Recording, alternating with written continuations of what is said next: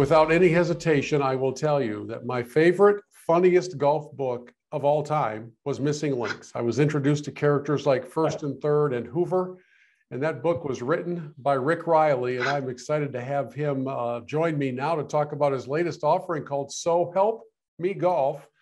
So, Rick, at the very outset, help me remember what year Missing Links came out, because I've been talking about that book ever since. I think it came out in 1997. Wow. And the idea was it's a funny golf comedy. It's fiction, but it's the four guys that play the worst course in America. And they play this terrible course they play is on the other side of a 20-foot hedge from the nicest club in all of New England. And whenever they had which was supposed to be the country club in Brookline, whenever they have big tournaments, they park their cars on their course. And so that really pisses them off. So they find a way to try to get even. And that's when they really start getting in trouble. I have told stories from that book, well, I guess since 1997, which means I need to do some more reading apparently, because it's been a while. Well, can I say one thing that's in this book, So Help Me Golf, is all the golf stories, the real, true golf stories I've always wanted to tell. And I've been saving them up for like 30 years. Well, do you remember in Missing Links, one of the characters invents Topgolf? Yes. This guy invented this idea where you and I could play at a practice range, and we would hit computer-coded balls, right, into swimming pools out on the range, and they would go ding, ding, ding, ding, ding, ding, ding, right? And so you and I could bet, right? I said that, and so in the book, the guy makes millions. 2 years later, I get a call, and the guy says, he's in London. He goes, did you know we've stolen your idea, and they're not giving you any credit? He said, he didn't want me to let anybody know. So I got a patent attorney, and sure enough, they were doing this exact thing that was in the book. But the attorney said, you're out of luck. You didn't patent anything. So you lost out on all of Topgolf. Right, but it's so good, Topgolf, that I kind of feel okay about it. Because they gave me a lifetime membership. And then I found out you can get one for $5. Right. Yeah, I've got a few of those cards as well. I can give you one. Yeah. If you, okay, shut up. And I didn't even invent the thing. So, all right. Yeah, so I got a lot of apples. You have had for a long time an appreciation for a tortured relationship with golf, as many of us have. So inside So Help Me Golf, this collection of stories you've been accumulating over the years, where are they coming from? Well, I don't know if you've read the book yet, but my dad was a drunk golfer. So he'd come home drunk from golf. That's where he'd do his drinking. And it would be very hellish in my house when he got home. It was scary. And so I blamed golf for his drunkenness.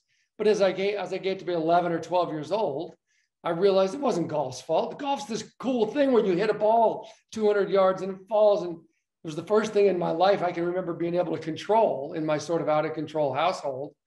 And so I said, I love this game. And I really became a refuge for me, and the people in it sort of became a family. And my wife, my life sort of was woven through the fabric of golf. And so these are all 80 news stories, and most of them are funny. Some are really emotional, and some are my stories about finally getting my dad getting sober and coming to terms with that, and him apologizing and then raising kids and all that. So, but it's mostly other people, and it's almost all funny. Yeah, one of the other people in your book is Greg Norman, some stories about the shark. And of course, these days, there aren't very many favorable things being said about Mr. Norman. So what are you going to tell us in So Help Me Golf that might shed some, maybe a different perspective on where he is? Well, this whole Saudi thing, I just can't believe, could he be playing it any worse? No. Could he say it was a small mistake killing a journalist? They execute people for being gay over there. I wouldn't, if I was a golfer and you gave me $1 billion, I still wouldn't go support the Saudis. Amen. But back then, in 1986, he was the coolest guy on the planet. He was in great shape. He had those blue eyes, that Nordic god hair. And so I was doing 10 pages once on him for Sports Illustrated. And, he'd take me in his helicopter. He'd take me on his yacht. This time we were in like a souped up race car thing that he got for the week of the memorial up in Ohio. And he said, I'm friends with this race car driver. And I go, did he teach you anything? And he said, watch. And he throws it neutral, hits the emergency brake, spins the wheel 180 degrees. We go on a rainy 2-lane road. And I'm like, this is where I die with Greg Norman. I'm not even going to be in the lead. But it was so cool the way he did it. And he goes, not in the book, or not in the article. You can't put that in the article. And so I've saved it for almost 40 years. And it's not in the article, it's in a book. What do you think it is about his, I don't know if it's his ego or something that drives him that has led to this bizarre chapter, not only for him, but I guess by extension, we could talk about Phil Mickelson. I don't know, kind of damaging, in Phil's case, a wonderful legacy. Well, Greg kind of had the same problem I had. His father showed him no love. He said his father never said, I love you. Said his father never hugged him. In fact, when he blew the 6-shot lead at the 96 Masters, I saw him in the parking lot and, he always gave me extra time. And I said, damn, what was that like? And he goes, it sounds crazy, but that hug Faldo gave me was the greatest hug I've ever had in my life. He goes, I know I blew the tournament, but I was kind of crying because no one had ever hugged him like that. A guy, And so I think he was always trying to prove, because his dad never thought he'd make a dime playing golf. And I think he's always been trying, maybe subconsciously, to say, look at me, Dad. I'm a big shot, not just a golfer, I'm a big shot businessman. And like Phil, he often oversteps his brains. You know what I mean? Is that what Phil has done? Because I can't think of another explanation for damaging a Hall of Fame legacy like he's gone through. I mean, he's damaged it a little. I don't think it's the end of his career. I mean, he's had a great legacy. He's been great for the game. He's been great to fans. They just gave him $8 million, the PGA Tour did, for being the most friendly, wonderful guy, and now they hate him. So what he said was usual Phil stuff, which is stupid. He was on both sides of it. I mean, here's what Phil's like. He used to tell us, you're doing more damage to your skin by wearing sunscreen than not. I remember once at the Masters, he said, I'm going to win this Masters. Well, how come? We figured out by going through all the books that I don't have to hit 5-iron. So I didn't bring a 5-iron on this trip. And of course, what did he need the whole week? The 5-iron. So he always overthinks things and thinks he's overly clever when he's just kind of like me and you, but he thinks he's really smart. So he thought somehow he could say this, or either that, or he was off the record and didn't realize he was on the record. And hearing his quotes, it sounds like he thought he was off the record because he put a lot of MFs in his speech there. So he is a really stupid thing, but I think he'll be back. I mean, it was a bad mistake, but everybody makes mistakes. I was telling a friend of mine the other day that Phil has long had the nickname of Fig Jam, which stands for F blank, I'm good, just ask me. True. And it seems to be a pretty appropriate nickname for a guy who's kind of blowhardy enough to think that he does know everything, even to his own detriment. Dude, he's into numerology and the space and what day you were born affects exactly how you're going to do. I mean, he's really well read, but he reads too much and he thinks too much and he says too much and he said way too much here. But I'm going to forgive him. I'm ready to have him back. He does have to go through the car wash of, I'm sorry. You remember the gal in Game of Thrones who had to carry naked? That's what he needs to do, that one day and answer all the questions and say, I'm sorry. And then he'll be fine. But it's odd to me that he isn't doing it for the PGA. And I don't know anything, but it makes me think there's more going on that he doesn't want to face. Yeah, I don't think the story's been completely written to this point. We'll have a lot more to figure out. Speaking of more to figure out, so back into So Help Me Golf, one of the things you do is explore the 18 most fascinating golf holes on the planet. Now, did you go to all 18 of these yourself? Yes. Here's how things have changed. At Sports Illustrated, it was 1990, I think. And I said, I want to go around the world once and play every incredible, unforgettable hole in order, right? And then write about it. It'd be a fun piece, kind of like Dan Jenkins did for the best 18 in America. It'd be for the world. They said, go do it. Fly first class. That's how things have changed. So I did it. When I got back, some big thing happened. I can't remember what. I had to go write something else. And then, okay, we'll do that later. Then that golf guy quit. And then a tennis guy got hired to run the thing. So I never got to write it. But but it's so fun because you'll get to go with me to these incredible places. Like the place in Bali where the monkey steals your ball, and the place in South Africa where you've got to somehow get your way around a crocodile pit, and St. Andrews and Pebble, and so many great places. How many miles did you put in on this journey? I don't know, but I would like to tell Kyrie Irving. I started in Denver. I flew east. I kept flying east. New York, London, Dubai, you know what I mean?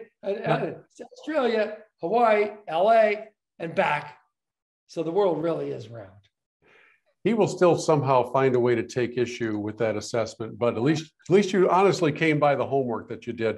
The birds aren't real.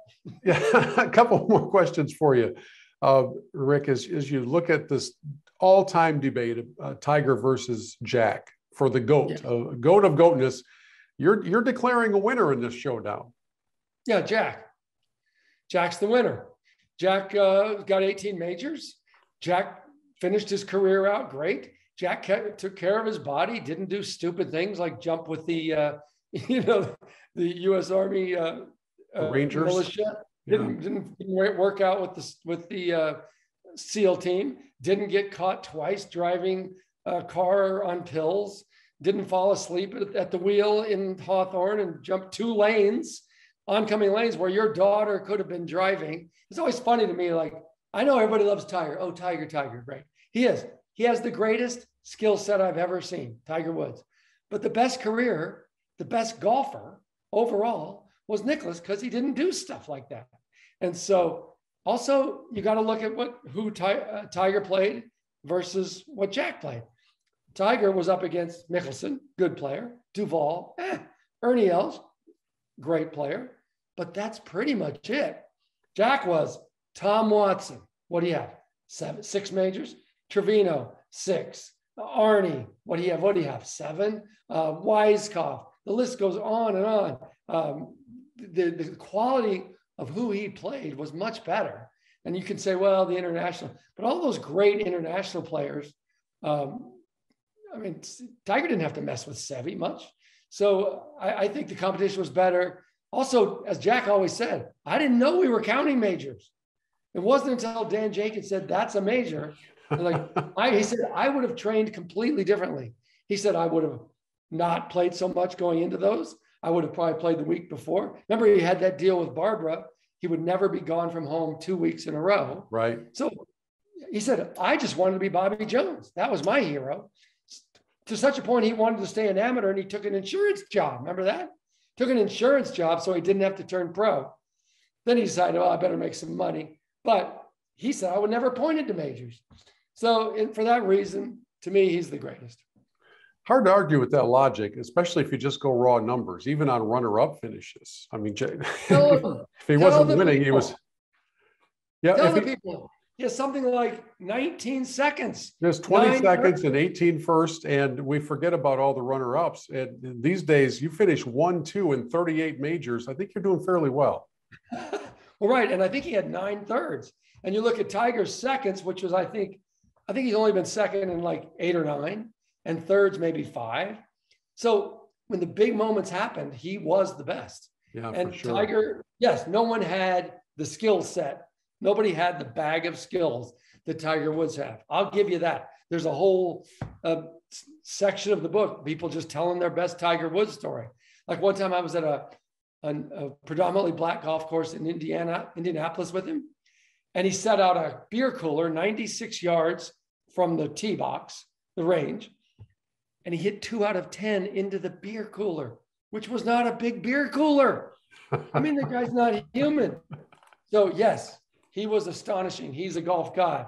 But to me, Jack held it all together better. What is the day-to-day world of Rick Reilly? I mean, aside from talking about the book, what are you doing these days? Let's see. So I gave up ESPN, and because my goal was always to retire at 40. And then I tried to retire at 50. And then I finally got it done at 55. So I play piano. We travel the world. I'm talking to you from Sedona, Arizona. I've always wanted to live here. We live got a place at the beach, and we live in Italy every year for a couple months. Sounds okay. I mean, I'm a little disappointed you didn't do this interview from the piano, maybe underscoring yourself as you talked. I would have been. Let's go. Let's go. All right, let's go for a little walk here. It's good to Right. see you, man, and we wish you nothing but the best. The book is So Help Me Golf by Rick Reilly. And Hey, I've real been. quick, I was going to tell you, I signed 3,000 of these things for Barnes and Noble, Oh, but it was during the NFL playoffs, so there might be some chili stains on them. But they're there, and you can get those for the same price as a regular book. So it's kind of a nice thing, I guess. I love it. I've been a fan for a long time. Thanks for spending a few minutes with me. Thanks, man. Thanks for having me.